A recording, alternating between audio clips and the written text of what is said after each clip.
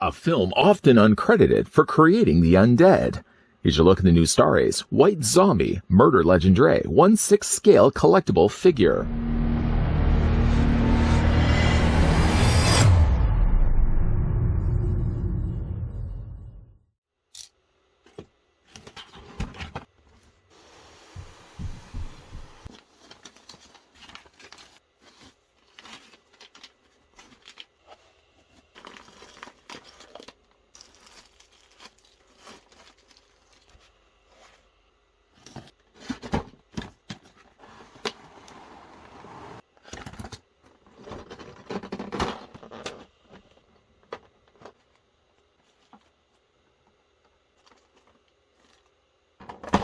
Bela Lugosi starred in the 1932 movie White Zombie, the first movie made about the walking undead.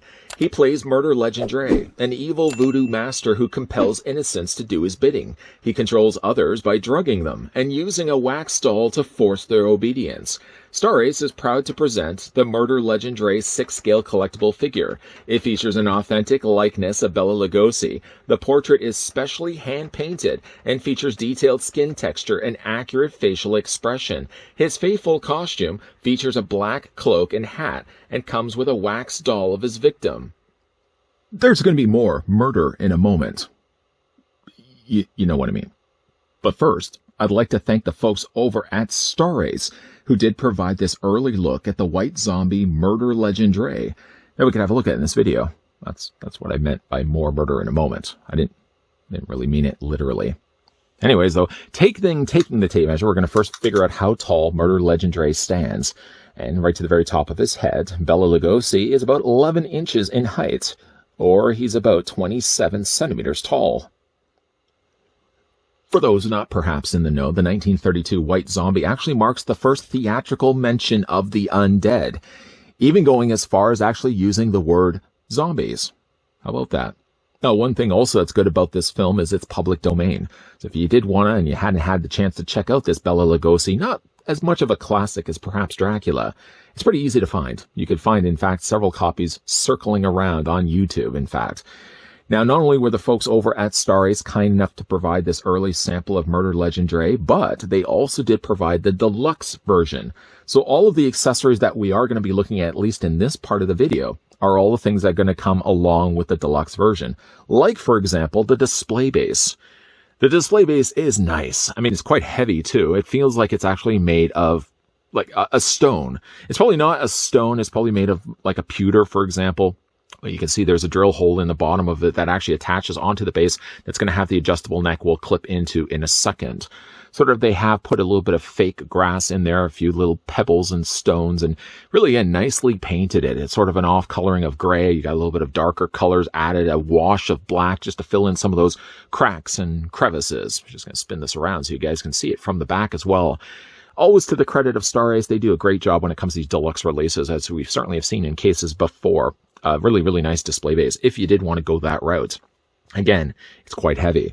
Things that you can attach to it, first of all, is the adjustable neck. There's a little clip, of course, onto the top that's just going to supply a necessary stable place for the adjustable neck to attach onto.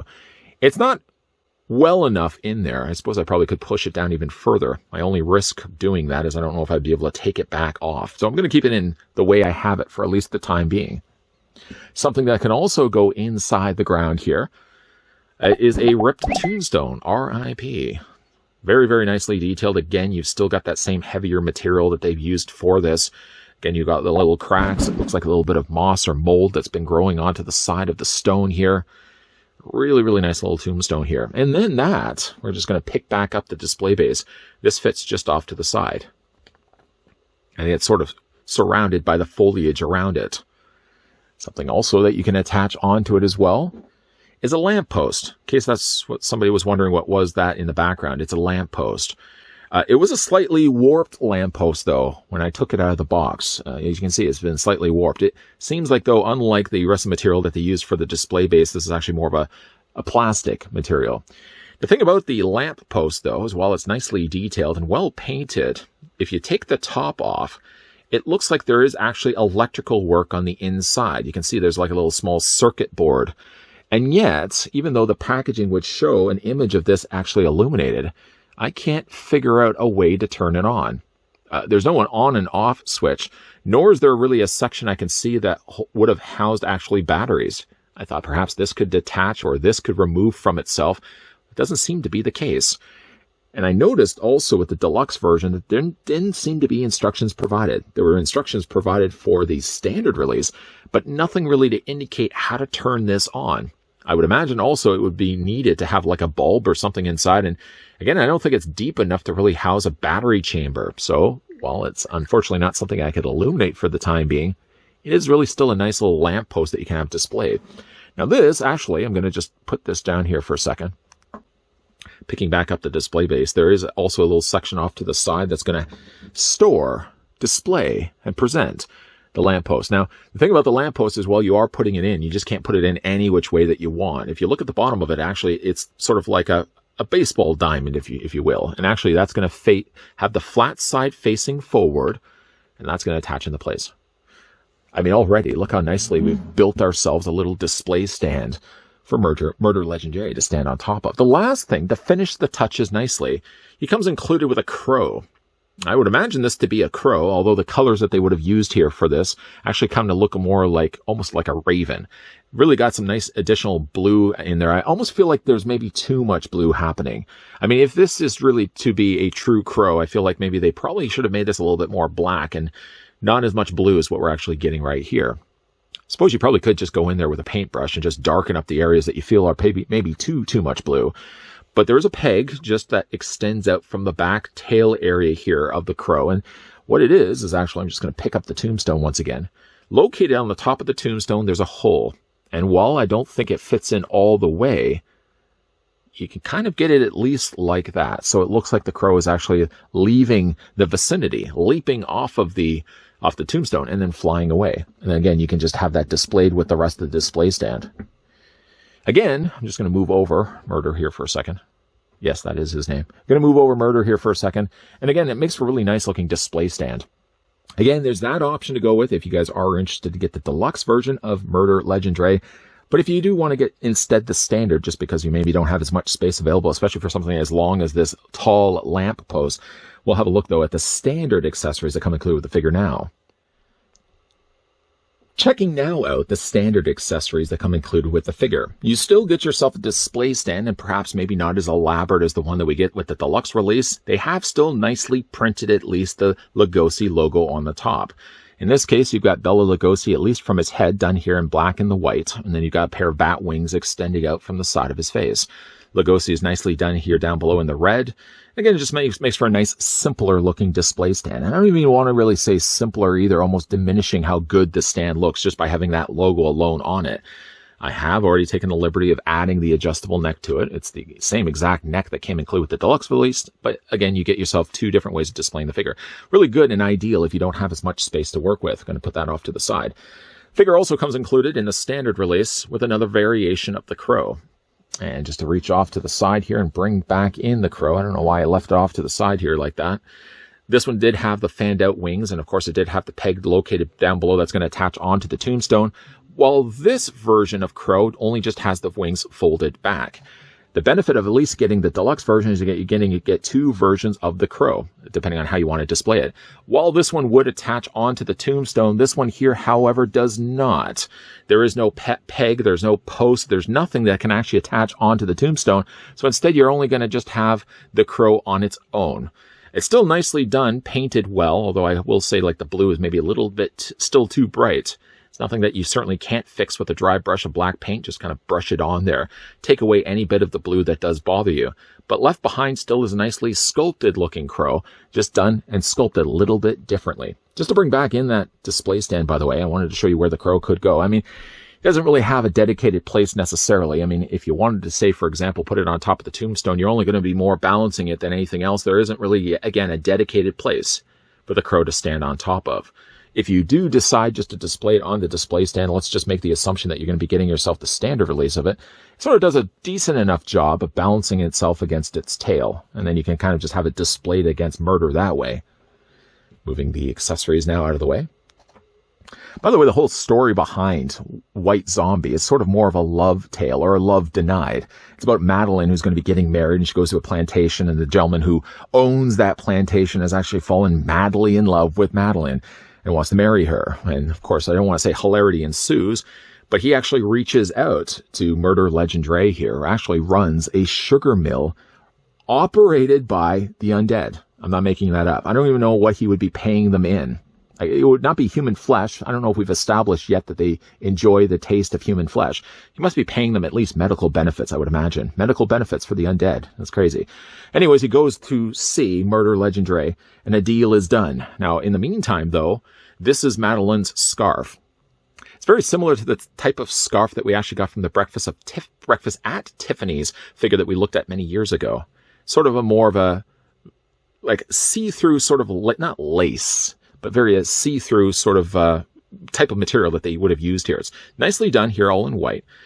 In the movie, of course, we've got Murder Legendre. He actually holds this in his hand at one point. He sort of has the hands right now to do the job. I had it sort of at the beginning of this review like this. You want to just take the hands, you bend the arms. I'm not going to get into a tutorial of how to bend the arms, but just bend the arms, and you can kind of actually take this scarf and feed it underneath his fingers. I would imagine of all the hands that Murder comes included with, that this is actually the hands the best for holding the scarf. You sort of have to get them just underneath the thumb, just underneath the fingers, and Murder can actually hold the scarf of Madeline's. I guess while he's currently doing that, we'll just put him down here for 1 second and have a look at the rest of the accessories that come included with the figure. Figure comes also included with a dagger. Nicely handled here. It's sort of an off-cream color. It seems to be like there's little veins of a more darker yellow in there, and there's a little bit of gold there also on the end, and just by the guard there's also a little bit of gold added in there as well, with some nice appreciated silver for the blade. Nice little dagger. Figure also comes included with the wax doll. He uses this to control, and I can certainly see why. I mean, it looks like the eyes, providing I can actually get in there and focus in on it. There we go. The head, for considering how small this is, that would be like the head of a needle, actually is pretty nicely detailed for, again, its size. There really isn't a place necessarily that would be, I mean, you could take one of the hands, like for example, this hand here.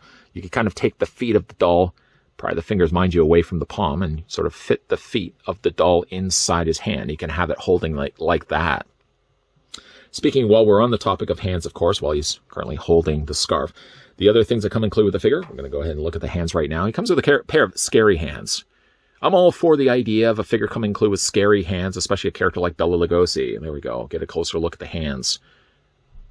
The fingernails are not painted, although the job that they've done nicely here on the hands, again, just the pose that they put them in, very, very cool. He also comes included with sort of a hand to hold. I guess, really, you could also take this and put the wax doll also in this hand, too. And that's one way of displaying it also. And then he also comes with a couple of other gripping hands. One hand is actually the best for holding, like, for example, the dagger. You could take the dagger. Sits, though, a little looser in the hand, but at least you have that means to hold it also as well. He also comes included with a cape. The cape I did start this review with, having a look at actually on the figure. And at the time that he's actually holding, like, the scarf near the beginning of the movie, he's got this actually on his body. And he's also got himself the hat, too, which we'll look at more in a second. It's a very much a Dracula type of cape. You got the high collar here on the top. Nice material that they actually used on the inside of it, with a very more dark coloring of the black on the outside. Now, again, it's just a simple tie-up, so you're just going to be wrapping it around the figure's body. So, like, for example, let's just take the scarf out of his hand. And perhaps I didn't have it quite right at the beginning of this review. I sort of had the cape kind of more in front of his body. But in a lot of the times that you see him in the beginning of the movie, he sort of has more of the cape behind him. And if you have a better successful job of making a knot, you just simply tie that off, and then you've got yourself like a cape over top of the figure's body. I'm going to put that to the side. The last thing that the figure comes included with is his hat. Now, while I do like the shape, and I do like the texturing that they did add to the surface of the hat, I feel almost the same way that I felt about the crow. While it's a nicely sculpted piece, I do think that perhaps there's just a little bit too much blue in there. That's what it looks like on the inside there. And it simply just fits on top of his head. You really don't even have to force it down too far either, for the risk that, of course, you're going to start scraping the paint on the figure's head. I mean, you can actually sit it rather loosely on the top of his head, and that's more than enough. But again, like when you're looking at the hat and then you're looking at the jacket and then the pants that we will be looking at more in a second, again, I gotta feel like the hat maybe looks a little too blue. You could probably go in there and just touch that up a little bit with black just to make it a little bit more darker. But I do think like the blue maybe does throw the hat off a little bit. I would have certainly made it a little bit darker than what it is right now. On to now the head sculpt of Bela Lugosi's murder legendre. It doesn't really deviate that far away from really what he was already doing with the Dracula role before. Still has the widow's peak very famously done on the top here, nicely sculpted on the hair. A little bit done differently, though, is the way he's got the unibrow eyebrows, something he would have had in the movie, and again, the very uniquely designed both mustache and beard that he also has as well. I do think, like, likeness-wise, it does look like Bela Lugosi that he did from White Zombie. I think the coloring is also really quite nice on this, too. It's certainly a case where I feel like they've gone nicely and dark when it comes to the skin tone. In a case, certainly, of a black and white, it's really kind of hard to gauge what the coloring would be on a character like this, but we all know what skin tone should look like. I think they've gone actually rather nicely with the dark coloring that they did. Bela Lugosi's eyes. Let's talk a little bit about that right now. I do think like the shape as well as the coloring that they went with the eyes. I do also like the darker coloring that they put just below it. Just has a piercing stare when he stares at you. What is it about Bela Lugosi? He never seems to blink in any of his movies. Have you noticed that? White Zombie, I think, is one of those films where I can't even remember a time he actually blinks in the movie. And I think this figure, like I said, head sculpt wise is pretty good. Spin it around so you can see it from the back. It's a little bit longer here in his role in Murder Legendre. So strange his name. His hair is a little bit longer in that role, so that would explain why he does have a little bit of tuft of hair there on the back, but again, a really nicely painted head sculpt. As for the rest of the body, he does have the longer jacket here. The jacket itself is actually snapped. So if you choose to want to, you can actually open it up, revealing inside a regular white shirt and black tie. One thing I have consistently said about Starry's piece, and we're going to go ahead and just move his arms out of the way right now, is if you look in the interior, that's a telltale sign of how good a company is doing when it comes to 6-scale clothing. Everything looks finished on the inside. There's no loose threads. There's no overlapping material. The tailoring on these pieces is top-notch. I mean, like, that's a fantastic-looking jacket. Small little buttons, of course, concealing for the fact that there's actually snaps on the inside that does get the job done of snapping these together. Of course, once you undo the jacket, it's always a little bit harder to snap these back into place. But it does seem like the snaps that they use are actually quite good. I've seen some real sloppy ones used from other companies, but these snaps are pretty good. Just a little bit harder right now, of course, in front of the camera. There we go. There's one. There's two. We'll leave the other one for now. The pants, of course, match the jacket. Again, the nice material that they ended up using here. The material actually seems pretty thick, too. It's not a thin material, and it's almost really hard to kind of describe that via video. You can only really take my word for it. Like, if you look at the material that they use, it's not thin at all. Really nicely handled here. And finally, wrapping things up, he does have, of course, the shinier, not shoes necessarily, but to roll up the cuffs of the pants, you can actually make out he's actually wearing more like boots. Really, really high cuff. Or I guess those could still technically be shoes, but they're still shiny nonetheless. The undersoles of course, the shoes, they've gone at least the extra mile of sculpting in the under treads of the shoes. Just again, a really, really nice looking figure on Bela Lugosi here. For the articulation on Murder Legendre, his head is on a ball joint, so it's going to rotate all the way around. It does look down, it does look up, and it also does look back and forth also as well. Shoulders, as you probably can already see, have seen already, shoulders do come out and allow the arms to give a 90-degree angle bend. You can take the arms and normally, under most circumstances, you'd be able to rotate them all the way around. But of course, the material is going to bunch up here on the tops. There also seems to be a little bit of additional padding here on the tops of his jacket. But I would only really recommend moving his arms back and forth this way. Rotating all the way around is going to make, of course, the material a lot tighter on the tops of the shoulders. He has a swivel at the bicep. The figure seems to have, I'm guessing, only a single hinge on the elbow. I checked before. I tried to roll up the sleeve. Easier said than done, I know. But it did seem like he only had a single hinge on the elbow, which is more than enough. I don't think you necessarily need a double hinge on the elbow. Hands rotate all the way around. You can hinge them also back and forth. The figure has an upper torso ball joint. So all the stuff that you're used to seeing when it comes to Starry's 6-scale figures are still coming over here as well with Murder Legendre. You can take the legs, move them forward. You can move them back. There's a swivel at the top cut of the thigh. There is a single hinge. Again, it feels like there's only a single hinge. Yeah. No, there is actually a double hinge. I couldn't feel that one before, but it's right there. There's one, and there's one. It's got a double hinge on the knee. And then when it comes to his feet, we're going to, once again, roll up his cuffs. He's going to be a little bit more limited just by the nature of the fact that his boots and his footwear is going to be contained in plastic. Because it's a harder nature of plastic, it means that when you are rotating the feet, that's as much as you're really going to be able to get from them. There's no real ankle pivot this way either. Other than that, though, really nice looking figure.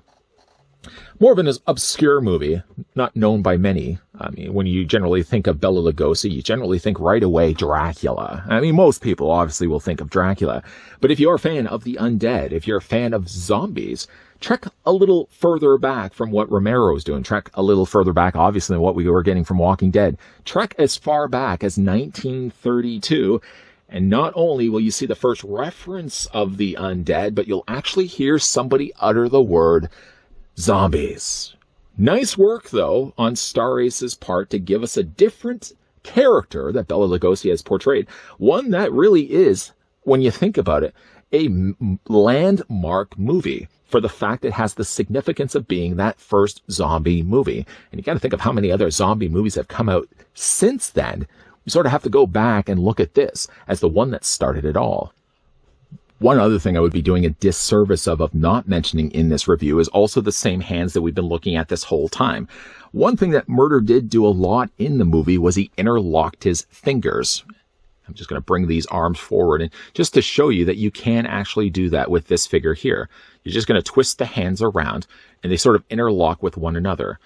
And while that may seem strange, until you see the movie, you realize he does do that a lot. And that's probably one of the reasons why they've given him these specific set of hands. Not necessarily always just to be holding Madeline's scarf, but to actually have the fingers interlocking as he does so frequently in the movie. So memorable, in fact, the look was of him interlocking his fingers. I decided just to carry it over here in final looks as the figure spins around on the rotisserie. Now, the folks over at Star Ace were once again kind enough to provide the deluxe version of the White Zombie Murder Legendre. Here, though, in the end of wrapping up this review, I left off a lot of the accessories that come included with this figure, at least of the deluxe version, just to show you that if you just get yourself the standard release, you're still getting yourself a fine-looking figure.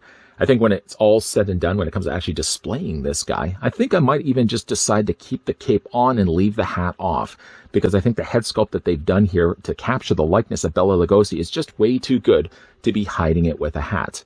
Truthfully, the hat does have a little too much blue for my liking on it. I probably would have made that a lot darker, especially considering really that his jacket, his pants, and his cape all have a really dark black. To be adding any little bit of blue to both the hat and the crow that he also comes included with, I think was unnecessary. And I think if anything, they probably could have just painted it black and left it at that. Still, though, a fine looking figure for kind of a movie that a lot of people don't really know. I mean, if you talk to the ones that all love the older classic horror films, then a lot of them will right away recognize and talk about White Zombie and how notable it is to really the span of what horror films became afterwards, especially ones with zombies. Maybe for the casual horror fan, maybe some may not be as familiar with Bela Lugosi's character, Murder Legendre. But like I said, it is public domain right now. Not that I'm advocating. If you guys did have a chance and wanted to check it out, it's available. I mean, you can easily watch it. I mean, right now, at the very end of this video, if you just looked online and looked up White Zombie, or you may want to put in Bela Lugosi White Zombie, because if not, you may just get a lot of music videos by the band White Zombie. But yeah, it's public domain. So if you didn't have a chance to watch it yet, give it a watch. You might actually enjoy it. He runs a sugar mill run by zombies. Again, what is he paying these people in? Anyways, though, a big thank you to the folks over at Star Ace that did come through and provide this early sample of the White Zombie Murder Legendre that we could have a look at in this video. What do you guys think of it? Let me know down below in the comments section. Is this a figure that you guys would be interested to pick up and add to your collection?